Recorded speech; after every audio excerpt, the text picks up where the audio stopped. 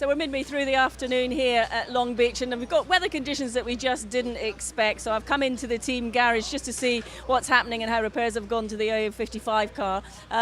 Rick, these conditions are pretty much unheard of here, aren't they? Yeah, I've been here a million times. It's never rained.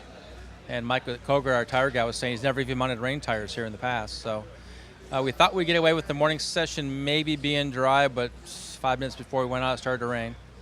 And now we're getting this big line of thunderstorms coming through and some lightning, but I think I don't know if it'll dry up for qualifying, but it should be drivable.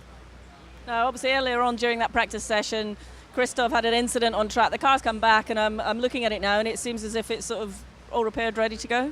Yeah, it was just bodywork damage mainly, and then we had some problems with the shifting. We've sorted both of those out, so we should be good for qualifying. Unfortunately, we didn't get any real lap runs in practice, and when it's wet like that and cold, it takes a long time to get temperature in the tires.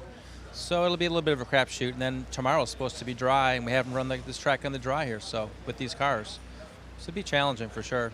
It must be pretty much a lottery then, because even though if you had got a lot of information from the earlier session, it would be obsolete, I guess. Yeah, it wouldn't apply to anything because the track rubber's in as well and it changes. Normally it's very low grip and loose early oversteer.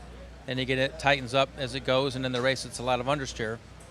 We also don't know what our fuel mileage is, or our fuel windows, or if our counters are properly set up, or what springs or rod heads we want to run. So we have a skid rule as well. We don't know whether we're going to touch the ground or how hard and when it's dry.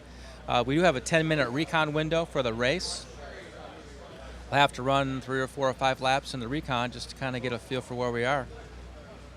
Hypothetically, the conditions at the moment are looking pretty drastic out there. We've got a few hours till that qualifying session later on this afternoon. What will happen if it stays like this? Will you go out still, or will it be, what will happen? If it's like this and it's puddling up, really heavy puddling, IMSA won't let the qualifying happen.